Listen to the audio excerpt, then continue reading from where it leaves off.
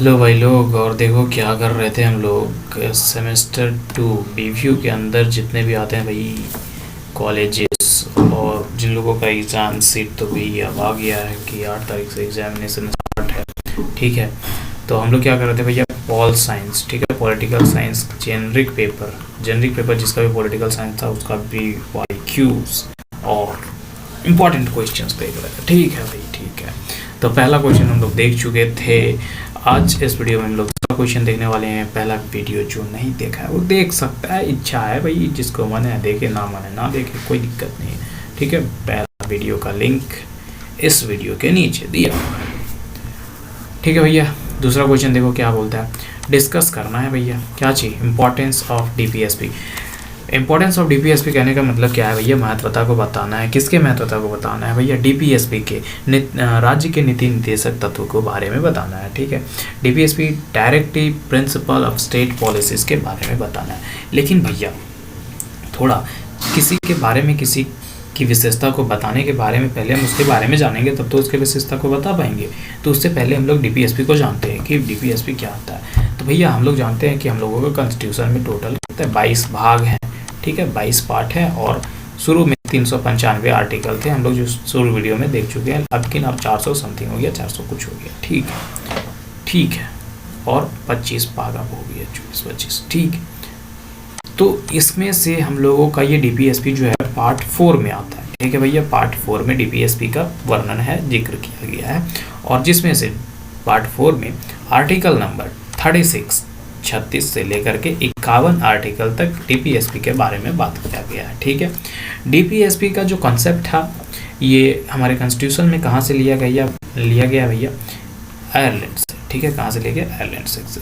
ठीक है, डीपीएसपी का प्रिंसिपल क्या है भैया, सिद्धांत क्या है। देखो बेसिक सिद्धांत, जो मूल्य सिद्धांत जो है इसका वो क्या है कि अगर यदि बेसिक प्रिंसिपल जो फॉलो किया जाता है किसी भी गवर्नमेंट या स्टेट के जरिए, क्या करने के लिए भैया, पॉलिसी मेकिंग के लिए। जब पॉलिसी मेकिंग हो रहा होता है, कुछ बनाया जा रहा होता है, ठीक है, स्टेट के जरिए या गवर्नमेंट के जरिए, तो उस वक्त डीपीएसपी का इस्तेमाल किया जाता है। ठीक है भैया, चलो इसका गुण जान लो, कैरेक्टरिस्टिक्स क्या होते हैं भैया।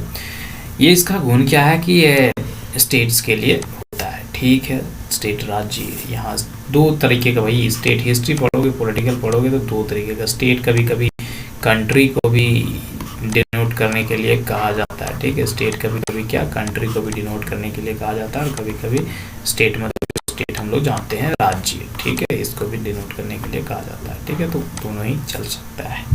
ठीक है, पॉजिटिव इंस्ट्रक्शन देता है। ठीक है भैया, क्या पॉजिटिव इंस्ट्रक्शन निर्देश देता है गवर्नमेंट और स्टेट को। ठीक है, नॉट जस्टिसिएबल बाय कोर्ट। ठीक है, ये इसका कोर्ट इसमें कुछ हस्तक्षेप नहीं कर सकता है। ठीक है, प्रमोट करता है भैया क्या, सोशल और इकोनॉमिकल डेमोक्रेसी को। क्या बढ़ावा किसको देता है, सामाजिक और आर्थिक डेमोक्रेसी को बढ़ावा देता है ये। ठीक है, बेसिक है गवर्नेंस ऑफ कंट्री में। ठीक है, हमारा जो सरकार चलता है भैया इसमें बेसिक चीज़ है। देखो डीपीएसपी का जो मेन ऑब्जेक्टिव है, जो क्या उद्देश्य क्या है, तो वो क्या है कि वेलफेयर ऑफ स्टेट का कल्याण हो। ठीक है, ठीक है, डीपीएसपी इम्पोर्टेंस के बारे में, इम्पोर्टेंस क्या है, तो ये प्रमोशन करता है भैया, प्रमोट करता है भैया, किसको बढ़ावा देता है, तो ये सोशल और इकोनॉमिकल डेमोक्रेसी को, ये हम लोग पहले भी देख चुके हैं। वर्क करता है, काम करता है किसके लिए, तो वेलफेयर ऑफ स्टेट के लिए, स्टेट के कल्याण के लिए काम करता है। ठीक है, in the base of DPSP, अगर इसके जड़ तक जाए तो डीपीएसपी के ग्राउंड पर उसको स्तर लेकर के जो अपोजिट पार्टी होता है वो चैलेंज करता है रूलिंग पार्टी को। अगर कभी भी गलती करता है रूलिंग पार्टी तो अपोजिट पार्टी जो है डीपीएसपी के ही मदद से उसको बेस मान करके उसको चैलेंज करता है। नहीं तुमने ये गलत करा, तुमने ये किया, तुमने वो किया, ये इस बात पर लड़ाई झगड़ा करते रहता है उन लोग अपोजिट और रूलिंग पार्टी। ठीक है, work as a guide of judiciary न्यायपालिका की तरफ से, मतलब न्याय के तौर पे काम करता है। ठीक है, डीपीएसपी का लिमिटेशंस क्या है भैया वो देख लो। ये सिर्फ और सिर्फ इथिकल इंस्ट्रक्शन को देता है, इथिकल मतलब नैतिक निर्देशों को देता है। ठीक है, नो लीगल बैकग्राउंड, इसका कोई बैकग्राउंड लीगली बैकग्राउंड नहीं है, भूमि बैकग्राउंड। ठीक है, नॉट जस्टिफिकेबल बाय कोर्ट, ये तो देख चुके हैं।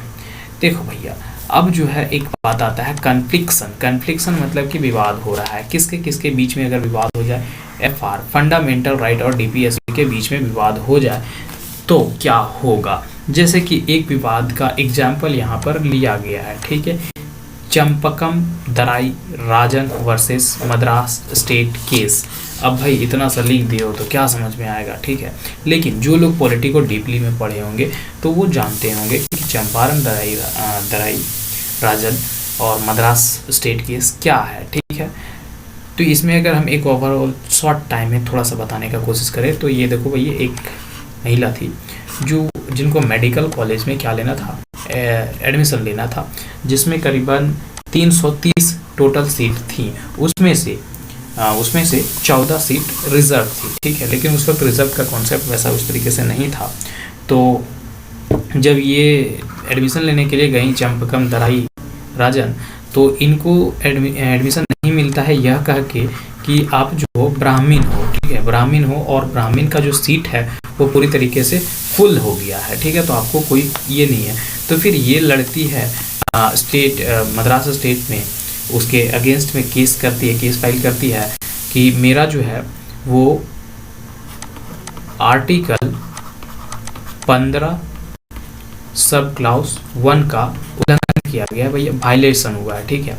अब आर्टिकल नंबर 15 सब क्लाउस 1 क्या बोलता है, इसमें बताया गया है डिस्क्रिमिनेशन के बारे में। आर्टिकल 15(1) जो है वो बताता है कि आप जो है किसी का डिस्क्रिप्शन नहीं कर सकते हो इस बेसिस पे उसका सेक्स क्या है, ठीक है, उसका रिलीजन क्या है और उसका कास्ट क्या है, इस सब मुद्दों पर लेकर के आप उसका डिस्क्रिमिनेशन नहीं कर सकते हो। तो ये और एक आर्टिकल नंबर 29, दो ये आर्टिकल लेकर के ये जो चंपकम दराई राजन है वो केस फाइल करती हैं कि इन आर्टिकल का वायलेशन हुआ है। तो फिर सुप्रीम कोर्ट तक बात जाता है, फिर बहुत ज़्यादा लड़ाई झगड़ा मुकदमा बातचीत होता है। उसके बाद फिर फाइनली उस वक्त फिर सुप्रीम कोर्ट एक आगे इवेंट करता है और कहता है कि जो अगली बार से कर DPSP और FR फंडामेंटल में किसी के बीच में कन्फ्लिक्शन हो तो भैया प्रेफरेंस किसको दिया जाएगा, फंडामेंटल राइट को ज़्यादा प्रेफरेंस दिया जाएगा, ठीक है, DPSP उस वक्त कमज़ोर पड़ जाएगा, ठीक है। तो उम्मीद करते हैं भाई DPSP के बारे में कुछ बात समझ में आई होगी, इतना हम लोगों को लिखने के लिए ठीक है। मिलते हैं वीडियो नंबर 3 में, जो कि होगा what do you understand by fundamental right, और डिस्कस कीजिए fundamental right of the Indian constitution को, ठीक है। मिलते हैं अगला वीडियो में, बाय बाय।